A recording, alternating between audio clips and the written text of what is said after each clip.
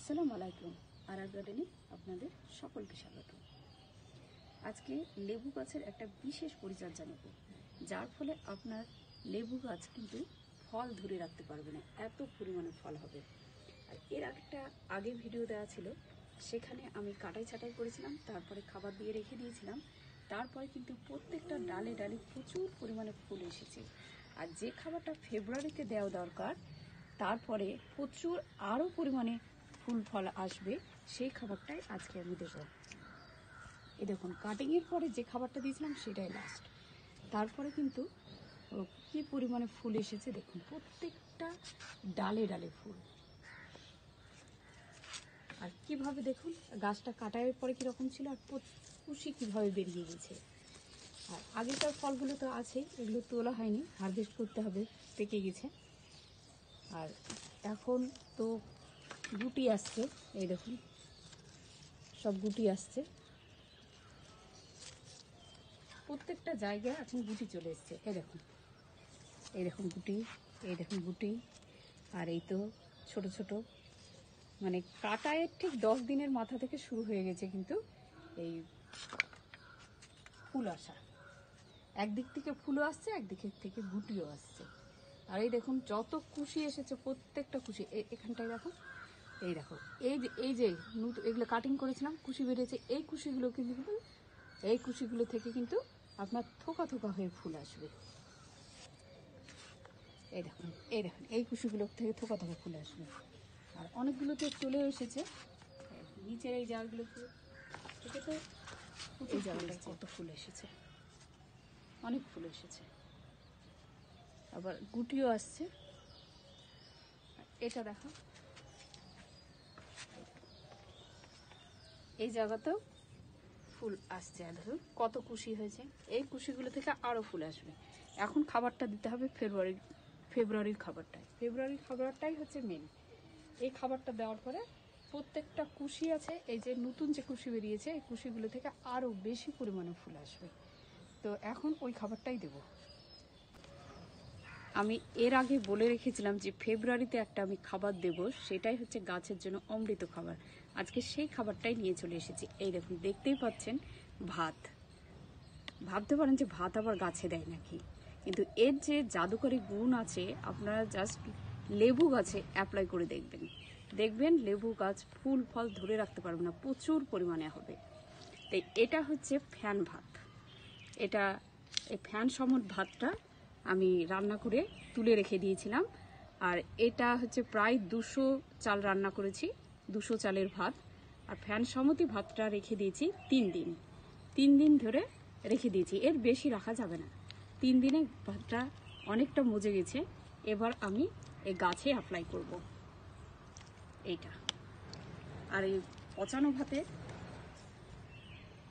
ভাতে খুব যে পচে গেছে তা না, 3 দিনে সামান্য একটু টক গন্ধ এসেছে, এই অবস্থায় পারফেক্ট গাছের জন্য। আর এই ভাতে আছে প্রচুর পরিমাণে ক্যালসিয়াম, যা আপনার গাছের ফল ঝরে যাবে না বা গাছে কোনো স্পটও আসবে না, এইটুকু আমি বলতে পারি। আর ফুল আর ফল শুধু আপনারা অ্যাপ্লাই করেই দেখবেন কি পরিমাণে আসে। আর আপনাদের সামনেই আমি আরও কিছু ভিডিও দিয়েছি লেবু গাছের, যে যত্নগুলো আমি নিই বাড়িতে, সেই যত্নগুলো করুন। আর তার সাথে ফেব্রুয়ারি মাসের এই কাজটা করে ফেলুন, দেখবেন আপনার লেবু গাছে কি পরিমাণে লেবু ধরে। এবার আমি এটা অ্যাপ্লাই করব। গাছের মাটিটা একটু দেখে নিন, এই দেখুন নিচটা গাছের মাটিটা দেখাও। এখন ধরুন ফেব্রুয়ারিতে আস্তে আস্তে কড়া রোদ হতে আসছে, আর লেবু গাছে যখন ফুল ফল থাকবে, তখন কিন্তু মানে জলের ক্রাইসিস হলে কিন্তু ফুলও ঝরবে, ফলও ঝরবে। ওই জন্য আমি কিন্তু শুকনো সবজির খোসা দিয়ে এই গাছটার মাটিটা কিন্তু মালচিং করে দিয়েছি। তার ফলে এটা জলও ধরে রাখবে, আর শুকনো সবজির খোসা থেকে প্রচুর পরিমাণে ফসফরাস পাবে আর পটাশিয়ামও পাবে। এটা কিন্তু খেয়াল রাখবেন, এই কাজটা করবেন। মালচিংটা অবশ্যই করবেন, মানে ফেব্রুয়ারিতে মালচিং অবশ্যই করে দেবেন। দেখতে পাচ্ছেন তো, আমি মালচিং করে কিন্তু রেখে দিয়েছি।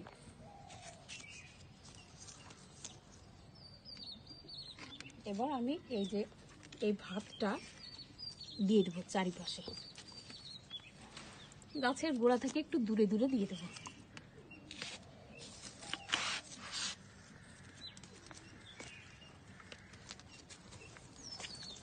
আর পাখিতে যাতে খেয়ে না নেয় সেই জন্য আমি আরেকটা ব্যবস্থা করব, আপনারা দেখতে থাকুন।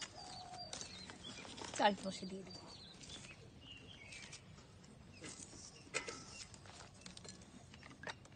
আছে এই দেখুন, যে ফ্যানটা আছে সেটা আমি দিয়ে দিচ্ছি।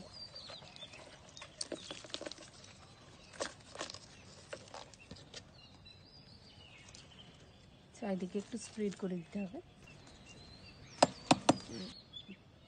পচানো যে ফ্যান ভাতটা আমি দিলাম সেটা থেকে প্রচুর পরিমাণে উপকারী ব্যাকটেরিয়া জন্ম নেবে। আর এই উপকারী ব্যাকটেরিয়া মাটিটাকে অনেকটা এয়ারি এবং ফার্টাইল করে তুলবে, যার ফলে আপনি যেই খাবারই দেন না কেন গাছটা মানে প্রপারলি নিতে পারবে খাবারগুলো।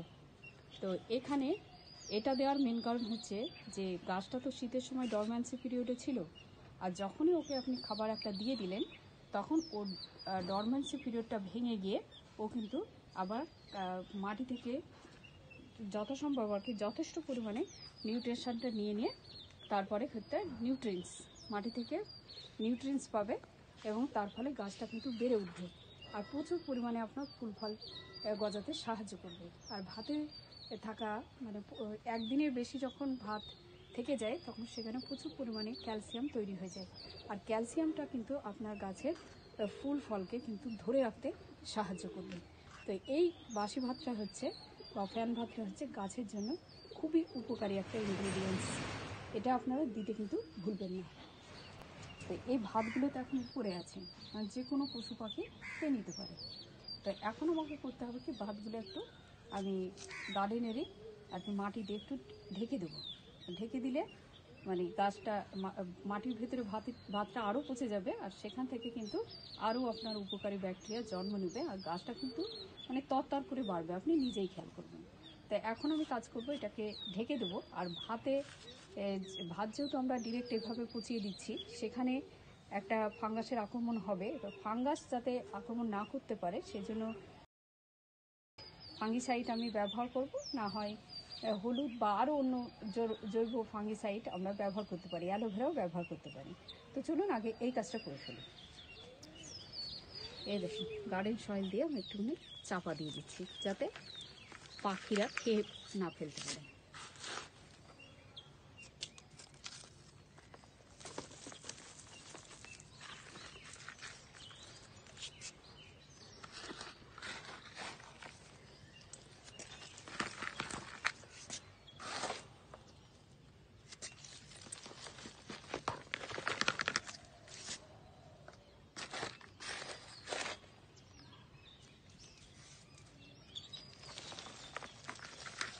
ঢেকে দিলাম। তো আপনারা আবার চারপাশটা খুঁড়েও মানে চারপাশে দিয়ে আবার ওই মাটিটা দিয়ে ঢেকে দিতে পারেন, কিন্তু গাছটা এমনভাবে স্প্রেড হয়েছে মানে প্রচুর কাটা, সেটা আমার পক্ষে সম্ভব হলো না। খুঁড়ে দিলেও ভালো হতো, এই জন্য আমি উপরে দিয়ে দিলাম আর এক্সেস মাটি চাপিয়ে দিলাম। এক্সেস মাটি চাপানো হয়ে গেল।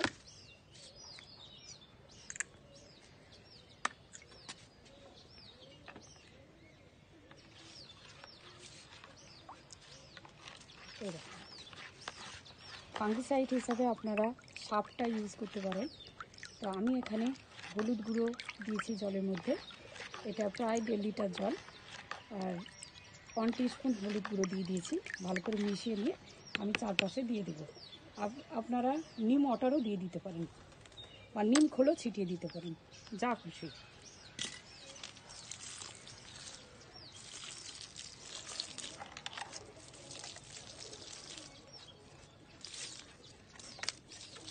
ডরম্যান্সিতে ছিল তো পাতা কুঁকড়েও যাচ্ছে, আর মেন সমস্যা হয়েছে এই দেখুন এই পাতার তলার দিকে ফাঙ্গাসের আক্রমণ হয়েছে।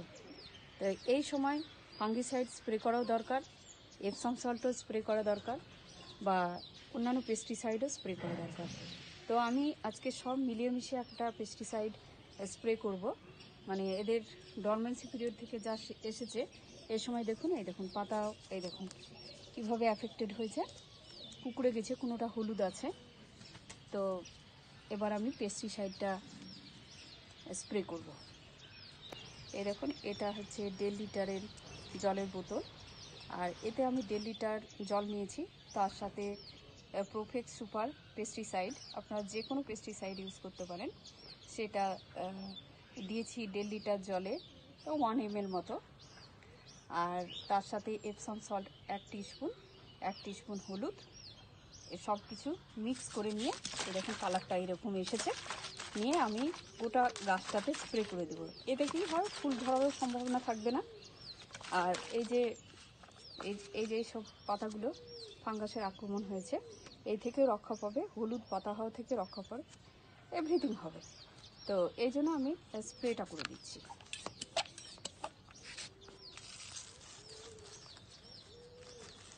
একটু দেখে, এই যেগুলো পাতাগুলো বেশি অ্যাফেক্টেড হয়েছে, এগুলো একটু ধরে ধরে স্প্রে করে দেবো।